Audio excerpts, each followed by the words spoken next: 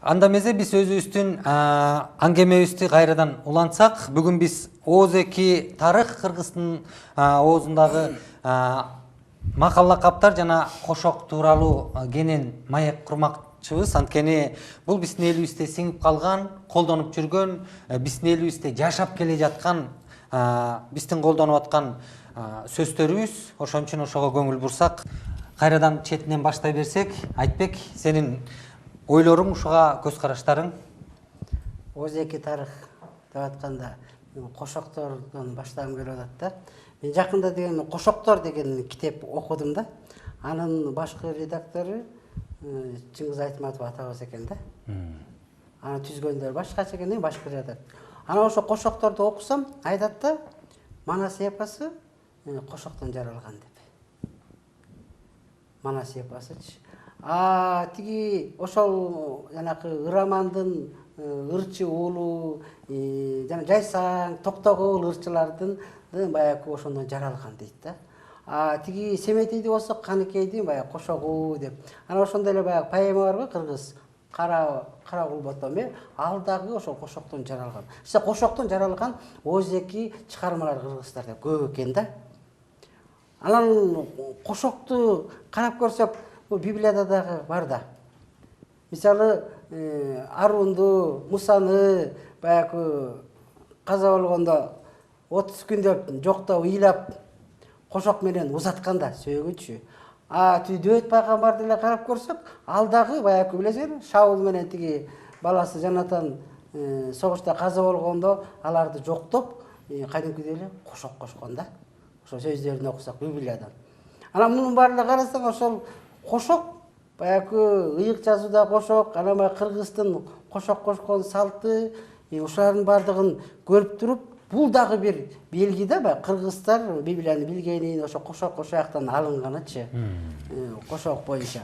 Анан могу кошок боюнча деген кыргыздын баягы сөөгүн койгондо дагы негизи ошол кошок түзүптүр да, баягы кошок кошупчу. Анан бул көбүнчө азыр баягы кошок кошкондо, мисалы, исламдагылар, мусулмандагылар баягы кошок кошпогулу, өкүлбөгүлү деп анан алардын оозорун жаап коюп, анан өзүнүн баягы даватын айтып, сөзүн айтып ушинтип атпайбы? Негизи кыргыздарда бул сөөктүү коюуда, адамды баягы ар күнү узатаарда бул кошок өтө маанилүү ролду ойночу экен да. Анткени ошол кошок аркылуу баягы ал адамдын тирүү кезиндеги эмгегин, кандай адам экенин, анын эрдиктерин даңазалап, ушул аркылуу мындай Ооз эки чыгарма ыр чыгарып, анан эл дагы ошо кошокту угуу үчүн келчү экен да, мындай укчу экен. Угуп, анан ошол аркылуу ал киши мындай экен деп кошок менен узатылчу экен да, эң маанилүүсүчү. Менин түшүнгөнүм боюнча кыргыз элинин эзелтен бери келе жаткан бул бирден бир салты, Ооз эки тарыхы болуп кала берген. Анткени мен азыр сен айтып атсаң ой жүгүртүп, ушул алыстан келген кишилер бар. Ал кишини урматтаган кишилер бар, кайтыш болгон.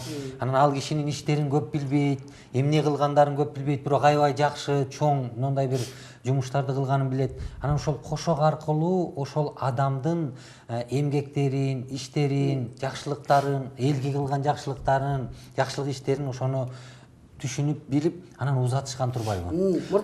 Кошоктун мааниси ушул турбайбы? Бул жөн эле чачын жулуп, анан жып топурак чачып өкүрүү эмес. Бул Ооз эки чыгарма, ушул аркылуу деген бул кошок булга деген ошол адамдын жашоосундагы кылган иштерин ошол кошок аркылуу баягы айтат да, анын жакындары, может балдары же аялы. Муну кошокту деген кыргызда азыр көбүнчө аялдар эле окуйт дегенди түшүнүк бар эмес, бирок негизи муну кошокту эркектер деле окучу экен да. Мындайча айтканда, ошол окубай эле муну ыйлайт да. Мен айтып коеюн да, сөзүңүзгө аралчы. Окуйт дегенде баягы мен чоң атам өлгөндө, мен аны атайын окуйун деп айткан жокмун. Өкүрүп ыйлап аттым, ачык айтайын. Өкүрүп ыйлатсам аркамда топур айыл туруптур, отур дейт. Сен антип ыйлаба дейт. Мен атайын ыйламак белем. Мен чоң атамды мен аябай жакшы көрчүмүн. Көздөн жаштар бурчактап төгүлүп өкүрүп атты. Анан кийин мен карадым. Азыр кээ бир жерлерде салт чыгып атпайбы? Кээ бир диний кишилер, өтө берилген ашыкча радикал кишилер ыйлабашыңар керек бул дин боюнча деп. Мен билбейм. Мына мен ачык айтып коеюн. Антип жасалма болуп эмне керек бар? Ыйлабасаң да ичиңде бугун калып жаман болушу да мүмкүн. Бирок эмнегедир бу араб элин жамандабайм, бирок араб элине Кудай атасын берген. Алар Ибраимдин балдары. Ал силерден төрөлөр чыгат деп айткан. Действительно алар арабтар азыр чоң мамлекеттер бар, бай мамлекеттер. Бирок эмнегедир кыргыздын өкүрүп бакырып ыйлаганы могул Тоурат китебинде. Тоурат китебинде жазылган да. Анткени Жакып өлгөндө Египетте аларды ээрчитип келип бир жерге келип өкүргөндө дейт. Канча күн өкүргөн экен, өкүрүгү бир нече чакырым жерге угулуп турду дейт. Ошентип тегерегиндеги жашаган адамдар, элдер уккан деп жазылып турат. Үйүнө чейин жеткен. Үйүнө чейин аябай. Кыргыздар биз мен билбейм, жаш кезде биз өтө катуу өкүрүп ыйлаган. Мен чоң энем өлгөндө өкүрүп жерди тытып, мен атайын эмес, мындай жасалым эмес, чындап эле өкүрүп ыйлаган. Ошондой кыл деп айткан да мага да. Өкүрүп ыйла. Анан мен чоң атам дайым мынтип айтчу. Мен өлгөндөн кийин силер өкүрүп берсеңер эле болду депчи. Көрдүңбү? Азыркы салтка каршы чыгып, азыркы жаңы чыгарып аткан салт. Эң маанилүү салт калган экенсиң. Керезин аткарып эле мен өзүм күйүтүмөн ыйлап атпаймынбы?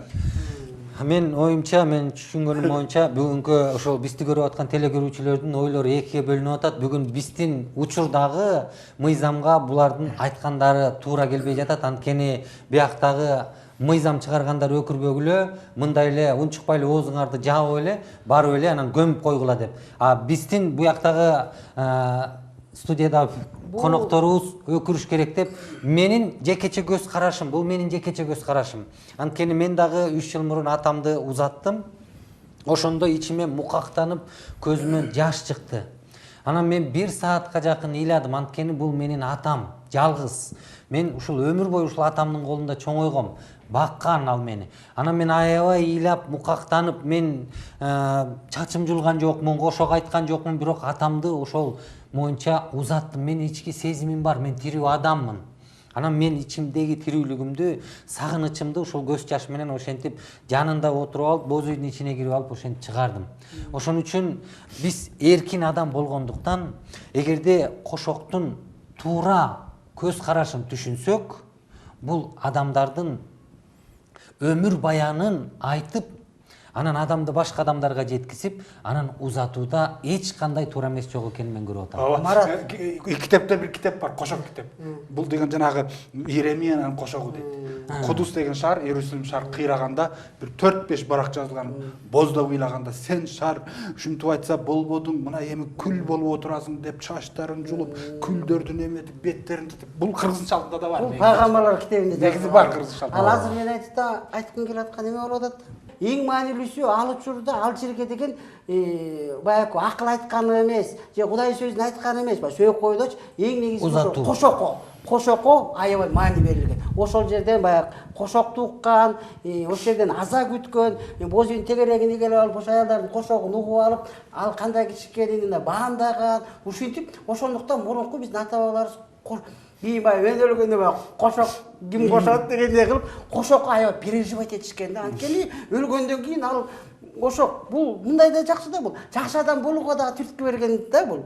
Анткени баягы жакшы адам, жаман адам болсоң сени кантип жакшы кошот, чын жүрөгү мененчи. Анан жакшы адам болсоң, элге кызмат кылсаң, батырлык кылсаң, анан тияктан сенин атыңа ошондо даражаң көтөрүлөт да. Ошондуктан кошок аябай маанилүү болчу да. Менин азыр силердин айтып атканыңардан бир нерсени түшүнүп атам. Көпчүлүк ушул кара адамдардын бүгүн оозторунан уга алабыз.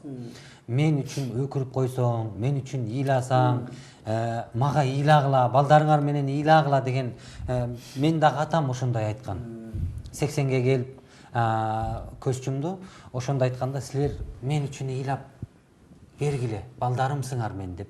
Мен анын маанисин анда ал убакта түшүнгөн эмесмин. Азыр мен түшүнүп атам, бул эзелтен ата бабалардан келе жаткан ошол адамдын жашоо өмүр баянын айткан нерсе турбайбы бул кошок деген.